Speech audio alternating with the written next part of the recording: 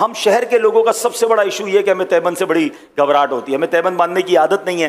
गांव गोट के लोग तो घर में भी तहबंद बांध रहे होते हैं, उनको एहराम को प्रॉब्लम ही कोई नहीं होता। तो तहबंद से अगर आपको आदत हो गई ना तो आप एहराम फ्रेंडली हो जाओगे। सबसे बड़ा इशू हम लोगों का, शहर वालों का, वो ये कि हम तहबंद कैसे बांधे। तहबंद कंट्रोल करने में उनका जो ना टेंशन रहती है। तो एक बार सही तरीके से आप ये एहराम का जो नीचे वाला हिस्सा बांधने का है, तहबंद बांधने का तरीका सीख लो, आपका हज आसान हो जाएगा। हज किरान करना है ना तब भी हो जाएगा, लेकिन जब एहराम सही बांधना हो। अब एहराम ही संभालते रहोगे तो दिल होगा यार कब उतरेगा एहराम। मुझे बड़ा बातों का तो अजीब लगता है, लोग बार बार ये पूछते एहराम उतरेगा कब। मैंने कहा पहले रोते थे एहराम पहनूंगा कब, है या अल्लाह मौका दे मैं एहराम पहनूं। जैसे ही एहराम पहना आप टेंशन ये उतरेगा कब। अरे भाई रिलैक्स रहो, जल्दी किस बात की है। तो एहराम सही बांधना सीख जाएंगे तो आपको इसकी टेंशन खत्म हो जाएगी। तो पहले मैं तहबंद बांधने का आपको तरीका बता रहा हूं। तो अब आपने पहले तो चेक ये करना है कि ये एहराम मेरे साइज का भी है कि नहीं। तो इसका तरीका ये कि आपने अपनी नाफ के ऊपर ये वाला बिल्कुल कोई बल ना हो रख के चेक कर लें कि ये आपके पैरों के नीचे तक जा रहा है या पैर तक टच हो रहा है, इसका मतलब इसका साइज ठीक है। ऐसा ना हो कि आप नाफ पे रखें और अभी से शुरू से ही आपके टखनों के ऊपर है तो ये आपके लिए साइज थोड़ा है। चले बिस्मिल्लाहिर्रहमानिर्रहीम। अच्छा, अब करना ये है कि ये दोनों चादरें आपने इसके किनारे मिला लेने,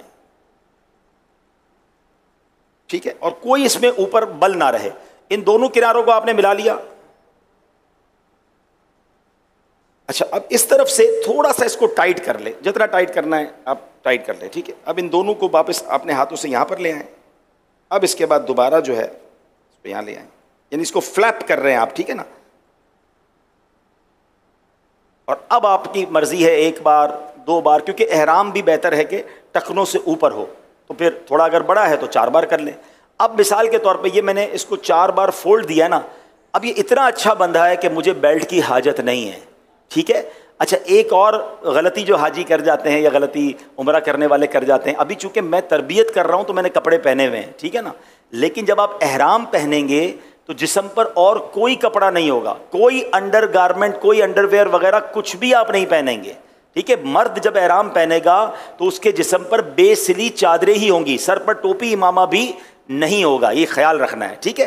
तो अब आपने जब ये एहराम पहना ना तो अब जाहिर है इसके नीचे तो कुछ भी नहीं पहना है, तो अब ये जो फ्लैपिंग की हमने, इसको घुमा के जिस तरह बनाया है ना, इसका फायदा ये कि अगर हवा भी आई ना तेज तो ये अगर उड़ी भी चादर तो आपकी सितर, आपका जो जिस्म है वो छुपा रहेगा, बेपर्दगी नहीं होगी। तो हमने एहराम जब इस तरह बांधते तो उससे एक तो चलने में बड़ी आसानी रहती है, दूसरा पर्दा भी रहता है, तीसरा ये कंट्रोल भी रहता है। अच्छा, ये मैंने सिखाया ना तो आप, मुझे शायद 50 सेकंड लग गए होंगे, 1 मिनट लग गया होगा, लेकिन अगर मैं खुद बांधूं या आपकी प्रैक्टिस हो जाएगी तो 30 सेकंड में भी हो जाएगा, पता भी नहीं चलेगा। आपकी आदत ऐसी बन जाएगी कि आप बिल्कुल आसानी से बांध लेंगे।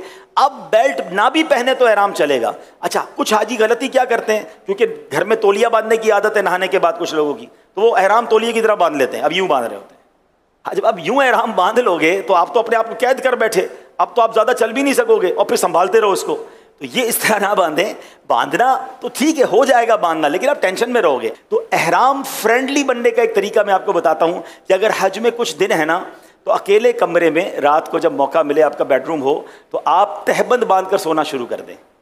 आप 5-7 दिन अगर तहबंद के साथ वॉशरूम जाना, घर आराम करना सीख गए ना तो फिर आप एहराम के अंदर बड़े ईजी हो जाएंगे, क्योंकि आपको वहां जाके प्रैक्टिस नहीं करनी होगी, आपने इधर ही प्रैक्टिस कर ली है, ठीक है ना। आप कहें यार वो फिर तहबंद यूज़ हो जाएगी तो मुझे वहाँ के, तो कोई बात नहीं, इस तहबंद को यहीं छोड़ दें, नया एक एहराम और लेके वहाँ चले जाएं, लेकिन अच्छी नीयत के साथ इसकी प्रैक्टिस कर ले तो ये बड़ा आसान हो जाएगा। अच्छा, अब बेल्ट कई किस्म के आते हैं, लेकिन अगर इस तरह का बेल्ट जो ट्रैवलर बैग बेल्ट कहलाता है जिसमें जेब होते हैं, ये बेल्ट बड़ा आसान रहता है, तो इसको बांधना बड़ा आसान है। पीछे इसका क्लिप होता है और इसमें आप अपना मोबाइल फ़ोन, अपने ज़रूरी कागजात या कोई थोड़े बहुत पैसे भी रख सकते हैं। इसमें भी एक मशवरा दूंगा कि हज पर जा रहे हैं तो 2 मोबाइल ले जाएं। अगर आपके पास स्मार्टफोन या कीमती फ़ोन है तो उसके साथ एक छोटा फ़ोन भी ले जाएं, जो आप हरम पाक में जाने आने के लिए, मिना अरफात में, दीगर जगहों पर आपके पास वो भी फ़ोन हो, क्योंकि बाज़ औक़ात बेल्ट में लोग रखते हैं और बेल्ट उठाकर रख देते हैं कहीं वज़ू खाने पे और कीमती फ़ोन भी चला जाता है, या अपने पूरे सफ़र की सारी करेंसी इसी बेल्ट में रखते हैं। ऐसा भी ना करें।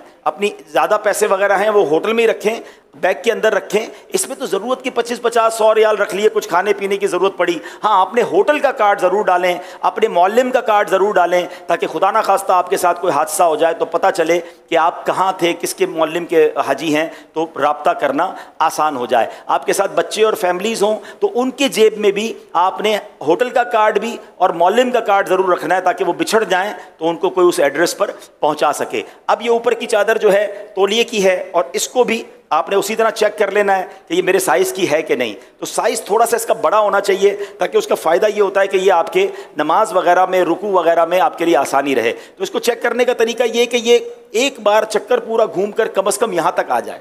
तो ये जो चादर है ये मेरे लिए ठीक है, मेरी साइज़ के लिए ओके है कि यहाँ तक घूम के आ गई है। तो अब जब यहाँ तक आ गई है ना, तो अब ये मैं जब रुकू करूँगा ना तो ये गिरेगा नहीं। वरना नॉर्मली क्या होता है कि अगर एहराम यही ख़त्म हो गया तो जितनी बार आप नमाज़ पढ़ेंगे वो नीचे आता रहेगा, फिर आप ऊपर करते रहेंगे तो थोड़ा सा कन्फ्यूजन भी रहती है। तो बेहतर ये कि एहराम इतना हो कि यहाँ से पूरा चक्कर घूमकर आपके ये वाले कांधे पर ये दोबारा आ जाए, तो अब आप बड़े सुकून से इंशाअल्लाह एहराम पहन लेंगे। तो ये हमने एहराम पहन लिया।